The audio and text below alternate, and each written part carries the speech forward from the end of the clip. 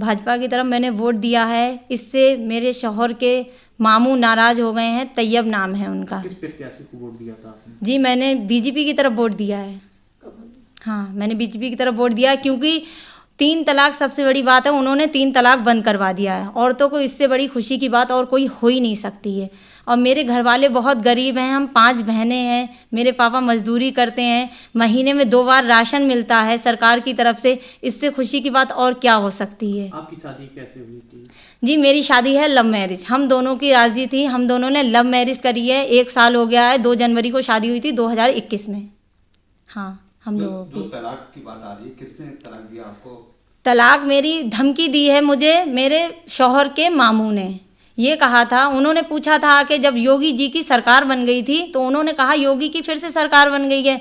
तो मैं हंस के बोली योगी जी को तो वोट मैंने भी दिया है, वो इतना अच्छा कर रहे हैं, इतनी अच्छी सरकार है।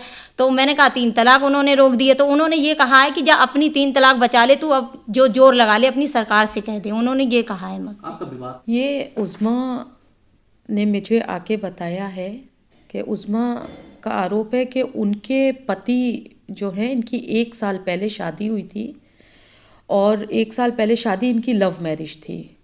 उस शादी के बाद इनके बीच में सब कुछ ठीक चल रहा था। ये लोग अलग किराए के मकान में रह रहे थे और इन्होंने भारतीय जनता पार्टी को वोट किया। और वोट करने में जब 10 तारीख को रिज़ल्ट आया है इस चीज़ का, उस दिन इन्होंने अपने घर में शौहर के मामू जो कि सपा के प्रत्याशी का पूरा सपोर्ट कर रहे थे, उनसे ये बात बोली कि मैंने भारतीय जनता पार्टी को वोट दिया है और इसीलिए भारतीय जनता पार्टी जो जीती है क्योंकि उन्होंने मुस्लिम महिलाओं के हक़ में ये फ़ैसला किया है कि 3 तलाक का कानून बना के। और मेरा परिवार गरीब है। मेरे परिवार को भारतीय जनता पार्टी की सरकार में राशन गल्ला भी मिल रहा है, तो इसलिए मैंने भारतीय जनता पार्टी को वोट किया है।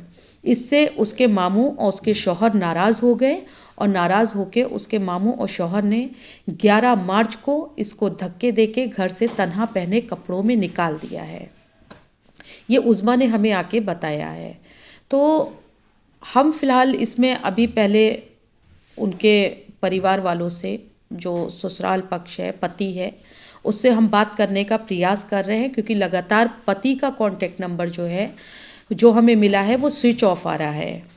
पति से जैसे ही संपर्क होता है, उसके परिवार वालों से संपर्क होता है, तो पहले हम दोनों पक्षों को बुला के काउंसलिंग करेंगे, उसकी बात सुनेंगे और बात सुनने के बाद इसमें जिस तरह की भी जो भी निष्पक्ष कार्रवाई होगी उसके लिए हम आगे बढ़ेंगे। मेरा हक फाउंडेशन उज़्मा को इंसाफ दिलाएगा।